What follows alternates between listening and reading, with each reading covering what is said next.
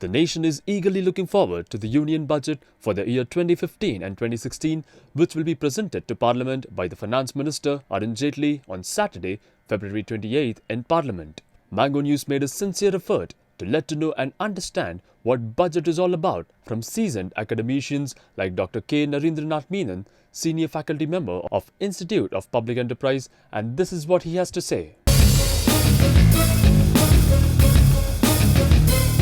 Essentially, a budget talks about how the finance minister is going to mobilize resources. Is he going to use direct tax or is he going to resort to indirect tax?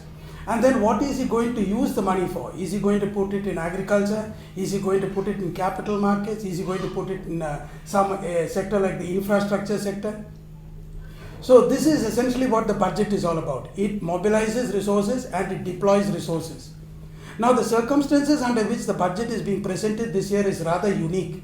And when I talk about it, I would like to draw your attention to 1991. Now what happened in 1991 was everything was bad. Our current account deficit was poor, our inflation was very high, our foreign exchange reserves were abysmally low, and there was high inflation.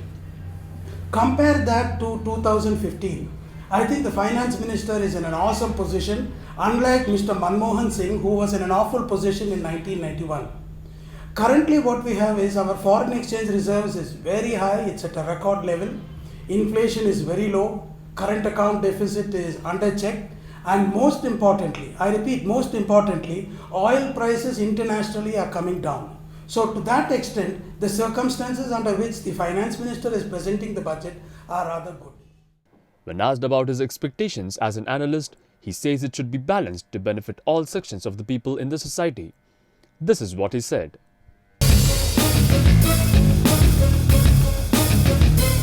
I have a mnemonic, it's called Bihar, B-I-H-A-R. And what I expect of the finance minister is to do something in the area of banking. Now, most of our banks in India, especially the public sector banks, they have a high level of non-performing assets. It runs to about 250,000 crores. And therefore, unless most of our banks are recapitalized, they will not be able to compete globally. The I in Bihar is infrastructure. As you are aware, to go from one place to another in India, generally speaking, if industry wants to move goods and so on, because of the pathetic state of the roads, it takes an awful lot of time. Our Prime Minister has been talking about Make in India and ease of doing business in India. So I is for infrastructure, and I fondly hope that our finance minister will do something in order to improve the state of infrastructure in India. The third one is H, housing. Now there are very many people in India who do not have even kacha houses. So it's necessary that the finance minister gives an impetus to the housing sector. A is for agriculture, which as you know is the backbone of our country. It's been a backbone for a long time, but unfortunately of late you're hearing agriculture is not being happy with the price which they get. And therefore I hope in the budget there will be something for agriculture too.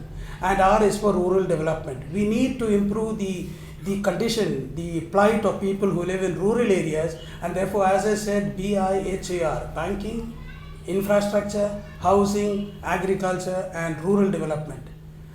These are the things. But the more tricky question is, how does the government get the money to invest in all these areas?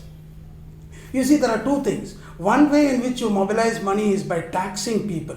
But if you tax people, the salaried class people are very, very articulate, very, very vocal, and therefore it's easier said than done. The second thing is you can get more money through indirect taxes, through customs duty, through excise duty, so on and so forth. But there again, if you increase the excise and the customs duty, you will hear all the industrialists saying that, look, it's a poor budget, it's not a growth-oriented budget, and so on. So damned if you do, damned if you don't. If you raise money through direct tax, you have a problem. If you raise money through indirect tax, you have a problem. So I think the best thing which the finance minister could do and should do is raise more and more money through disinvestment. Now when you get more money through disinvestment, you are not getting money through direct tax route or indirect tax route.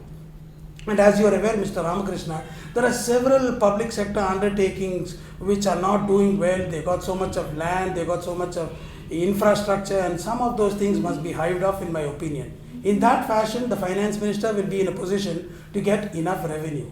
All said and done, what we need is growth. And growth will happen only if we have one of two things. Either we need to have more savings or we need to have more investments. And I hope in the budget that the finance minister will address some of these things. I haven't given you any numbers as such because there's no point in giving you the numbers. But the key issue is what are the broad areas on which he has to focus on. This in sum is what I expect of the budget. Mango News asks him, do he expect it to be a pro-poor or corporate friendly? As the Prime Minister Narendra Modi has promised of making India a reality, he feels this way.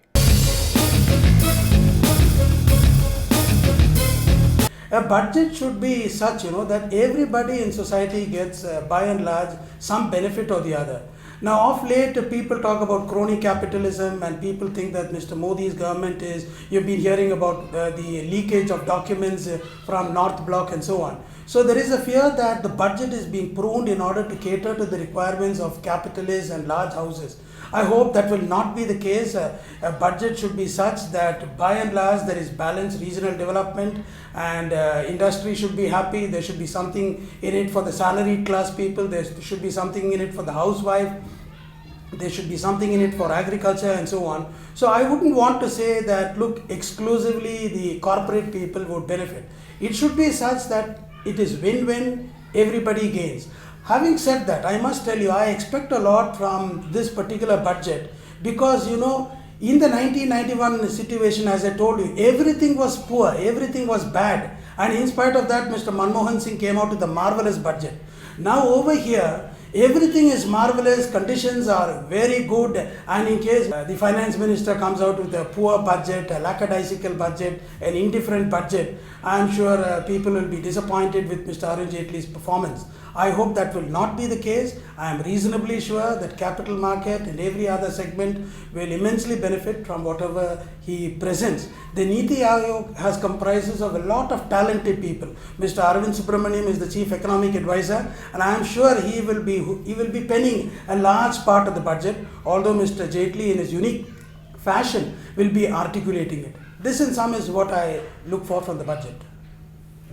मैंने किसी कोई एक unparliamentary या कोई अपशब्द कोई प्रयोग किया नहीं।